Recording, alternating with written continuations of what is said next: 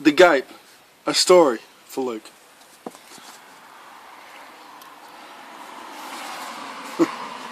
Lean closer, little children, come listen to my tale. 'Tis sure to fill your hearts with dread and turn your faces pale. Lean closer, little children, come all and gather in, for as night falls and all is silent, so must my tale begin. This is the story of Johnny, a bonny little lad. He woke up Tuesday morning and all day said nothing bad. He cleaned his room and brushed his hair and smiled at his dear dad. And Tuesday night when darkness came, he happily put down his game and kissed his dear mum a good night and said to all, "Do sleep tight." He merrily trotted up to bed with nothing but goodness in his head. 'Twas that goodness that saved him, it has been said, for usually there is no escape when you're visited by the dreaded Gape. The Gape. The Gape. The Gape. He's rather like an ape, except in that his face is not so hairy. He lumbers through the night, and his principal delight is finding little kids and being scary. Well, the Gape was feeling grumbly in a ghastly, ghastly way. He'd had enough of sitting still, he felt like some foul play. And the fouler play the better, a Gape will always say. He knew all about Johnny, it's a Gape business to know. All about small children and watch them as they grow. But a good child is a bother, any Gape will tell you so. So off to visit Johnny, the Gape decided to go. Well, a Gape can creep, though he's quite sly, and when you're asleep you won't hear him at all. He crept into Johnny's feeling quite delighted that he'd made it in uninvited. He straightened his hat, he fixed his cape, he swelled with pride. I'm such a handsome Gape.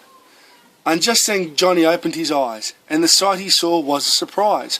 A monstrous Gape in a purple cape, dancing and prancing like a silly ape. At first Johnny thought it was a dream, until the Gape leant down and said, "I feel mean." And he sang a song that made Johnny turn green. He sang, "Wicked things, nasty things, they're the things a Gapey brings. Flies and frogs and slimy things, they're the things a Gapey brings. Little boys, they are my toys, how I like to play with boys. Boy oh boy, it's such a joy to eat a little boy." And then with a horrid shake of his head, the Gape jumped down upon Johnny's bed. Well, the fight was on for young and old, as the Gape tried to get Johnny into his hold. They wrestled and wriggled and gasped and groaned, and for a terrible second Johnny moaned. For a Gape is a Gape, and he doesn't fight fair. He was bigger and stronger, but he didn't care. He was hungry for a fight, and that's what he was after, and the still of the night shook with his laughter. Poor little Johnny did all he could, but for poor Johnny it didn't look good. It looked like the Gape was going to win, for Johnny was weakening, and the Gape had a grin. For he knew that his dinner would come out of this fight, and he opened his jaws to take the first bite.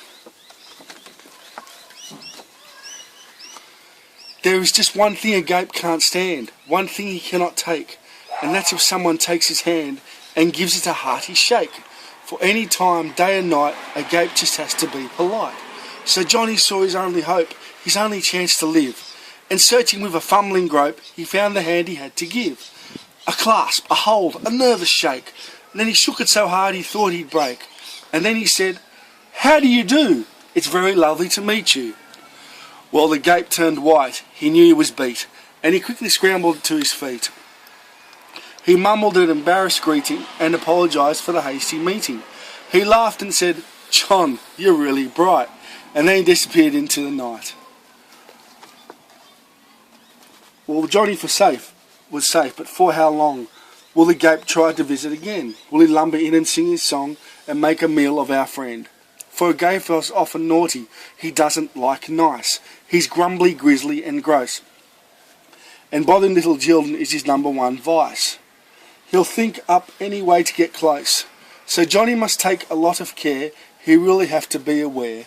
He may not have another easy escape if he's visited by the dreaded Gape, because the Gape, he's rather like an ape, excepting that his face is not so hairy.